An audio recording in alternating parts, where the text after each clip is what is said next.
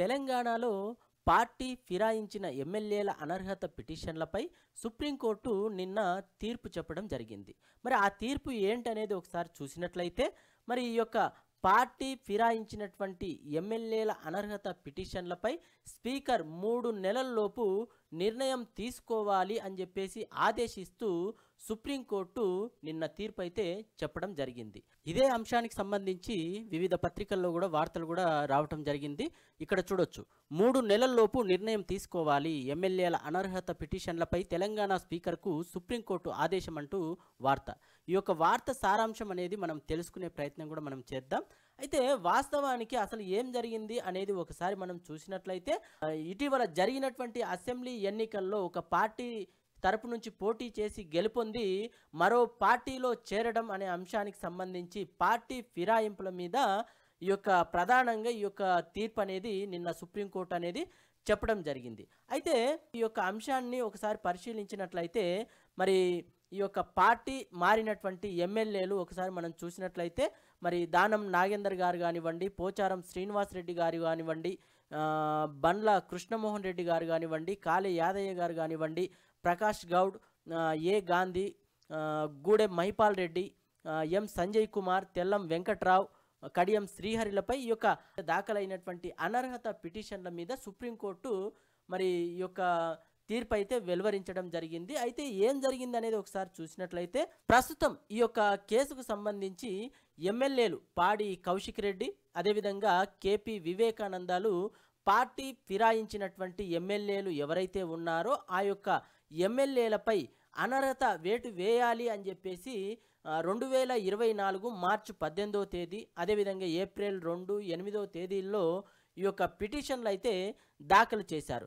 మరి ఈ యొక్క పార్టీ ఫిరాయించినటువంటి ఎమ్మెల్యేల మీద అనర్హత వేటు వేయాలి అని వేసినటువంటి పిటిషన్ల మీద మరి స్పీకర్ వాటిని పెండింగ్లో ఉంచటంతో ఈ యొక్క పిటిషనర్లు హైకోర్టును ఆశ్రయించారు. దాని మీద విచారించినటువంటి హైకోర్టు ఏకసభ్య ధర్మాసనం ఈ యొక్క పిటిషన్ల మీద విచారణ షెడ్యూల్ ఖరారు చేయాలని చెప్పేసి చెబుతూనే 2024 సెప్టెంబర్ 9వ తేదీన ఈ యొక్క ఉత్తర్వులు అనేది ఇవ్వటం జరిగింది.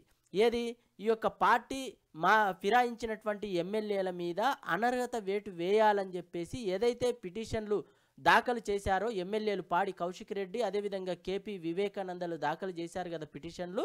మరి ఆ యొక్క పిటిషన్ల మీద స్పీకర్ ఆ యొక్క పిటిషన్లు పెండింగ్లో ఉంచడంతో ఈ యొక్క ఎమ్మెల్యేలు మరి హైకోర్టును ఆశ్రయించారు. హైకోర్టు కూడా ఈ యొక్క ఏకసభ్య ధర్మాసనము ఈ యొక్క పిటిషన్ల విచారణ నేపథ్యంలో మరి విచారణ షెడ్యూల్ను ఖరారు చేయాలి అని చెప్పేసి చెబుతూనే 2024 సెప్టెంబర్ 9వ తేదీన ఉత్తర్వులు అనేది ఇవ్వటం జరిగింది. ఒకవేళ 4 వారాల్లోపు కూడా అంటే దాని మీద ఎట్లాంటి మరి ఏకసభ్య ధర్మాసనం ఇచ్చినటువంటి ఉత్తర్వుల మీద ఎట్లాంటి నిర్ణయం కూడా తీసుకోలేనట్లయితే తాము సుమోటోగా ఈ యొక్క విచారణ చేపడతామని చెప్పేసి కూడా ఈ యొక్క ఏకసభ్య ధర్మాసనం చెప్పడం జరిగింది. దీంతో అసెంబ్లీ స్పీకర్ ఆ యొక్క తీర్పును సవాలు చేయడంతో దాన్ని కొట్టేస్తూ డివిజన్ బెంచ్ నవంబర్ 22న తీర్పు వెలువరించడం జరిగింది. ఏదైతే ఏకసభ్య ధర్మాసనము మీరు ఈ డేట్ లోపల అంటే 4 వారాల్లోపు ఈ యొక్క విచారణ షెడ్యూల్ ఖరారు చేయాలని చెప్పేసి ఏకసభ్య ధర్మాసనం ఉత్తర్వులు ఇచ్చింది కదా, ఆ ఉత్తర్వులు మీరు ఒకవేళ అమలు చేయనట్లయితే కూడా సుమోటోగా మేమే విచారణ చేపడతామని ఏకసభ్య ధర్మాసనం చెప్పింది కదా. మరి ఆ తీర్పు మీద అసెంబ్లీ సెక్రటరీ ఈ యొక్క డివిజన్ బెంచ్కి వెళ్ళడంతో అక్కడ డివిజన్ బెంచ్ ఏకసభ్య ధర్మాసనం ఇచ్చినటువంటి తీర్పును కొట్టేస్తూ నవంబర్ 22న తీర్పు అయితే వెలువరించడం జరిగింది. మరి ఈ యొక్క తీర్పును సవాల్ చేస్తూ పిటిషన్లు ఎవరైతే దాఖలు చేశారో ఎమ్మెల్యేలు పాడి కౌశిక్ రెడ్డి కేపీ వివేకానందలు మరి వీళ్ళు సుప్రీంకోర్టును ఆశ్రయించారు. ఈ యొక్క తీర్పును సవాల్ చేస్తూ అప్పీల్ చేయడంతో 2025 జనవరి 31వ తేదీన ఈ యొక్క సుప్రీంకోర్టు ముందు విచారణకు ఈ యొక్క పిటిషన్లు వచ్చాయి. అప్పుడు ఈ యొక్క స్పీకర్ ఆ పార్టీ మారినటువంటి ఎమ్మెల్యేలకు నోటీసులు అయితే జారీ చేయడం జరిగిందన్నట్టు. సో అక్కడ ఈ యొక్క పూర్తి విచారణ చేపట్టిన తర్వాత మరి ఈ యొక్క సుప్రీంకోర్టు కూడా ఈ యొక్క పార్టీ మారిన అంటే పార్టీ ఫిరాయించినటువంటి ఎమ్మెల్యేల అనర్హత విషయానికి సంబంధించి వాదోపవాదాలు విన్న తర్వాత దీనికి సంబంధించి నిన్న సుప్రీంకోర్టు తీర్పు అనేది వెలువరించడం జరిగింది. మరి ఆ యొక్క తీర్పు అనేది ఏంటి అనేది కూడా మనం ఇందాకనే చెప్పుకున్నాం కదా. పార్టీ ఫిరాయించినటువంటి ఎమ్మెల్యేల మీద అనర్హత వేటు వేయాలి అని చెప్పేసి ఏదైతే పిటిషన్లు దాఖలయ్యాయో ఆ యొక్క పిటిషన్ల మీద 3 నెలల్లోపు నిర్ణయం తీసుకోవాలి అని చెప్పి స్పీకర్ను ఆదేశిస్తూ ఈ యొక్క సుప్రీంకోర్టు తీర్పు అయితే నిన్న చెప్పడం జరిగింది. ఈ యొక్క తీర్పు అనేది చెప్పడానికి కూడా అంటే 3 నెలల్లోపు స్పీకర్ నిర్ణయం తీసుకోవాలి అని చెప్పేసి ఏదైతే ఆదేశాలు ఇస్తూ తీర్పు చెప్పడం జరిగిందో సుప్రీంకోర్టు, దానికి ప్రధానమైనటువంటి ఆధారం కూడా ఏంటి అని అంటే గతంలో ఇదే అంశానికి సంబంధించి కూడా సుప్రీంకోర్టు ఏ విధమైనటువంటి తీర్పులు ఇచ్చిందో ఆ యొక్క తీర్పులను ఆధారంగా చేసుకొనే ప్రస్తుతము ఈ యొక్క స్పీకర్కు ఆ యొక్క పిటిషన్ల మీద 3 నెలల్లోపు నిర్ణయం తీసుకోవాలని చెప్పేసి జడ్జిమెంట్ ఇవ్వడం జరిగింది అని చెప్పేసి ప్రధానంగా పేర్కొనడం జరిగింది. ఆ గతంలో ఇచ్చినటువంటి ఆ తీర్పులేంటి, మరి గతంలో సుప్రీంకోర్టు మరి ఆ రోజు ఏం చెప్పింది, ఏం తీర్పు ఇచ్చింది అనేది ఒకసారి మనము చూసినట్లయితే మణిపూర్ అసెంబ్లీకి సంబంధించి 2017వ సంవత్సరంలో జరిగినటువంటి అసెంబ్లీ ఎన్నికల్లో కాంగ్రెస్ పార్టీకి 28 సీట్లు, భాజపాకు 21 సీట్లు అనేది రావటం జరిగింది. దీంతో అక్కడ హంగు ఏర్పడింది. ఆ సమయంలో శ్యామ్ కుమార్ అనే కాంగ్రెస్ ఎమ్మెల్యే, అంటే కాంగ్రెస్ తరపు నుంచి పోటీ చేసి ఎమ్మెల్యేగా గెలుపొందినటువంటి శ్యామ్ కుమార్ భాజపాలో చేరారు. భాజపాలో చేరి అక్కడ ప్రభుత్వం ఏర్పాటు కావడంతో ఆ ప్రభుత్వంలో మంత్రి కూడా అయ్యారు. దీంతో అక్కడ ఉన్నటువంటి మరి ఈ యొక్క పార్టీ ఫిరాయించారు కదా, ఈ యొక్క శ్యామ్ కుమార్ కాంగ్రెస్ తరపున పోటీ చేసి భాజపాలో చేరారు కదా, మరి పార్టీ ఫిరాయించారు. మరి ఈ యొక్క పార్టీ ఫిరాయించినటువంటి శ్యామ్ కుమార్ పై అనర్హత వేటు వేయాలని చెప్పేసి కూడా కాంగ్రెస్ పలు పిటిషన్లు కూడా దాఖలు చేశారు. ఆ యొక్క పిటిషన్ల మీద స్పీకర్ నిర్ణయము తీసుకోలేదు.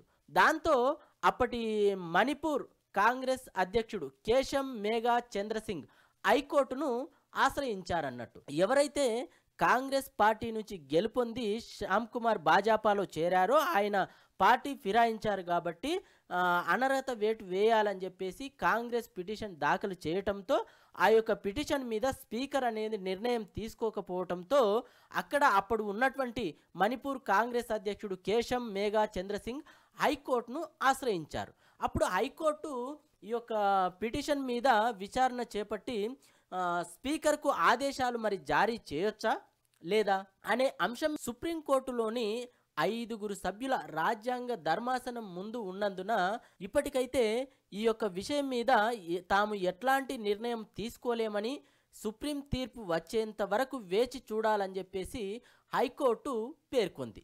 మరి ఈ యొక్క తీర్పు చెప్పిందిగా, ఈ యొక్క తీర్పును సవాల్ చేస్తూ మరి వాళ్ళు ఏం చేశారు అనంటే సుప్రీంకోర్టుకు వెళ్ళారు. అక్కడ ఈ యొక్క సుప్రీంకోర్టులో దాఖలు చేసినటువంటి ఈ యొక్క అప్పీల్ను విచారించినటువంటి justice RF Nariman, justice Aniruddha Bose, justice V రామసుబ్రమణియన్లతో కూడినటువంటి ధర్మాసనం మణిపూర్ స్పీకర్ తన ముందున్నటువంటి అనర్హత పిటిషన్పై 4 వారాల్లోపు నిర్ణయం వెలువరించాలి అని చెప్పేసి మరి 2020 జనవరి 21వ తేదీన ఈ యొక్క తీర్పు అనేది సుప్రీంకోర్టు వెలువరించడం జరిగిందన్నట్టు. సో ఇక్కడ ప్రస్తుతం ఇక్కడ తెలంగాణలో ఏ విధంగా అయితే జరిగిందో అప్పుడు 2017లో కూడా అక్కడ జరిగినటువంటి ఎన్నికల్లో ఒక పార్టీ తరపున పోటీ చేసి గెలుపొంది మరో పార్టీలో చేరటంతో ఈ యొక్క అనర్హత వేటు వేయాలి అని చెప్పేసి దాఖలైన పిటిషన్ మీద స్పీకర్ నిర్ణయం తీసుకోలేనటువంటి సందర్భంలో హైకోర్టుకి వెళ్తే హైకోర్టు ప్రస్తుతం మేము నిర్ణయం తీసుకోలేము, ఎందుకంటే సుప్రీంకోర్టులో ప్రస్తుతం ఇదే అంశం మీద మరి స్పీకర్కు ఆదేశాలు జారీ చేయొచ్చా లేదా అన్న అంశం మీద సుప్రీంకోర్టులో ఉన్నందున ప్రస్తుతం మేము ఎట్లాంటి నిర్ణయం తీసుకోలేకపోతున్నామని తీర్పు వచ్చేంత వరకు వెయిట్ చేయాలి అని చెప్పేసి హైకోర్టు తీర్పు చెప్పడంతో మరి ఆ యొక్క పిటిషనర్స్ ఆ యొక్క విషయానికి సంబంధించి సుప్రీంకోర్టును ఆశ్రయించడంతో 2020 జనవరి 21వ తేదీన మరి స్పీకర్ తన ముందున్నటువంటి పిటిషన్ల మీద 4 వారాల్లోపు నిర్ణయం వెలువరించాలి అని చెప్పేసి అయితే 2020 జనవరి 21వ తేదీన ఈ యొక్క తీర్పు అనేది వెలువరించడం జరిగిందన్నట్టు. సో మరి ఈ యొక్క రాజ్యాంగంలోని 10వ షెడ్యూల్ కింద స్పీకర్ క్వాషీ జ్యుడిషియల్ అథారిటీలా వ్యవహరిస్తారు. కాబట్టి మరి అనర్హత పిటిషన్ల మీద తగినటువంటి సమయంలోపు నిర్ణయం తీసుకోవాలి అని చెప్పేసి కూడా మరి అప్పుడు ఇచ్చినటువంటి సుప్రీంకోర్టు అప్పుడు ఇచ్చినటువంటి తీర్పులో కూడా పేర్కొనడం జరిగిందంట.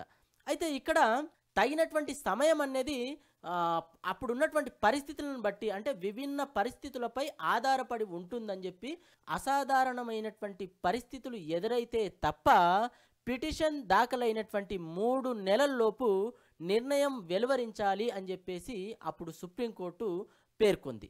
మరి ఈ యొక్క నిర్ణయం తీసుకోవడానికి కూడా ఎంపీలు ఎమ్మెల్యేల పదవీ కాలం అనేది 5 ఏళ్ల సమయం అయితే ఉంటుంది పదవీ కాలం వాళ్ళది.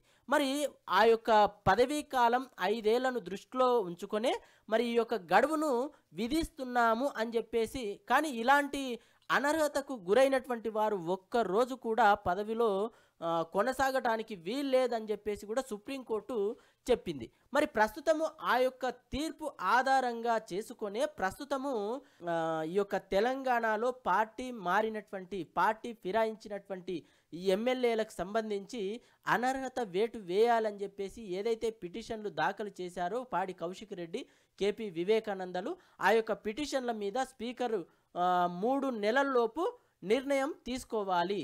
ఇట్లాంటి అంటే నిన్న తీర్పు చెప్పే సందర్భంలో కూడా సుప్రీంకోర్టు ప్రధానంగా చెప్పింది కూడా ఈ యొక్క అంశం అనేది గతంలో ఇట్లాంటి కేసులు అనేది చూసాము, ఇదేమి కొత్త కాదు. మరి గతంలో సుప్రీంకోర్టు ఎట్లాంటి తీర్పులనైతే ఇచ్చిందో ఆ తీర్పు ఆధారంగానే ప్రస్తుతం తెలంగాణలో పార్టీ ఫిరాయించినటువంటి ఎమ్మెల్యేల విషయంలో అనర్హత వేటు వేయాలని చెప్పేసి దాఖలైనటువంటి పిటిషన్ల విషయంలో స్పీకర్ ఆదేశించడం జరిగింది. స్పీకర్ను అంటే 3 నెలల్లోపు నిర్ణయం తీసుకోవాలని చెప్పేసి గత సుప్రీంకోర్టు ఏ విధమైనటువంటి తీర్పు ఇచ్చిందో ఇప్పుడు కూడా మరి తెలంగాణలో కూడా ఈ యొక్క ఎమ్మెల్యేల అనర్హత పిటిషన్ల మీద 3 నెలల్లోపు నిర్ణయం తీసుకోవాలి అని చెప్పేసి ఆదేశిస్తున్నామని కూడా స్పష్టంగా ఆ యొక్క తీర్పులో కూడా నిన్న చెప్పడం జరిగిందన్నట్టు. ఇక్కడ ప్రధానంగా మరొకటి ఏంటి అనంటే ఈ యొక్క ఎమ్మెల్యేలు కూడా కొంత ఆందోళనలో ఉన్నారు. మరి 3 నెలల తర్వాత అసలు ఏం జరుగుతుంది, సుప్రీంకోర్టు అయితే 3 నెలల్లోపు నిర్ణయం తీసుకోవాలి అని చెప్పేసి నిన్న జడ్జిమెంట్ ఇవ్వడం జరిగింది. మరి ఈ నేపథ్యంలో 3 నెలల్లో మరి ఒకవేళ అనర్హత వేటు పడితే మళ్ళీ పోటీ చేస్తే గెలుపొందుతామా లేదా, మరి దానికి ఒకవేళ మళ్ళీ ఎలక్షన్లు వచ్చినా నిలబడినా కూడా మళ్ళీ మరి కాంగ్రెస్ ఇదివరకే ఉన్నటువంటి పార్టీలో ఉన్నటువంటి కార్యకర్తలు మరి సహకరిస్తారా లేదా అనే అంశానికి సంబంధించి కూడా కొంత ఆందోళన చెందుతున్నటువంటి పరిస్థితిలో కూడా మరి ఆ ఎమ్మెల్యేలు ఉన్నట్టుగా ప్రధానంగా చర్చ అయితే వార్తలు కూడా వినబడతా ఉన్నాయి. ఎందుకనంటే వీరు మరి ఈ యొక్క ఎన్నికల్లో బీఆర్ఎస్ పార్టీ తరపు నుంచి మరో పార్టీ నుంచి పోటీ చేసి గెలుపొంది కాంగ్రెస్ పార్టీలోకి వచ్చారు కదా. మరి ఈ నేపథ్యంలో ప్రస్తుతం ఒకవేళ వేటు పడింది అని అంటే మళ్ళీ ఎలక్షన్లు వచ్చే అవకాశం ఉంది. మళ్ళీ ఎలక్షన్లో ఒకవేళ నిలబడినా కూడా మరి ప్రస్తుతం కాంగ్రెస్ పార్టీలో ఉన్నటువంటి ఇప్పటికే అక్కడక్కడ పాత కొత్త కార్యకర్తల మధ్య కూడా కొంత అక్కడక్కడ విభేదాలు వస్తున్నట్టు కూడా మనం వార్తలు కూడా చూస్తూ ఉన్నాం. మరి ఈ నేపథ్యంలో మరి ఒకవేళ వేటు పడితే ఎన్నికలు వచ్చినట్లయితే ఎన్నికల్లో మరి ఇదే అభ్యర్థులు మళ్ళీ నిలబడినట్లయితే మరి కాంగ్రెస్ కార్యకర్తలు సపోర్ట్ చేసి గెలిపిస్తారా లేదా అనే ఆందోళనలో ఈ యొక్క పార్టీ ఫిరాయించినటువంటి ఎమ్మెల్యేలు ఎవరైతే ఉన్నారో మరి వాళ్ళు కొంత ఆందోళన చెందుతున్నట్టుగా అయితే ప్రధానంగా వార్తలు అయితే వినబడతా ఉన్నాయి. ఏది ఏమైనప్పటికీ మరి పార్టీ ఫిరాయించినటువంటి ఎమ్మెల్యేల మీద ఎట్లాంటి నిర్ణయం స్పీకర్ తీసుకోబోతున్నారు అనే అంశానికి సంబంధించి వెయిట్ అండ్ సీ. ఈ యొక్క వీడియోకి సంబంధించి మీరేమనుకుంటున్నారు అనేది కామెంట్ రూపంలో తెలియజేయండి. వీడియో నచ్చినట్లయితే లైక్ చేయండి, షేర్ చేయండి. Please subscribe the channel. Thank you. ధన్యవాదాలు.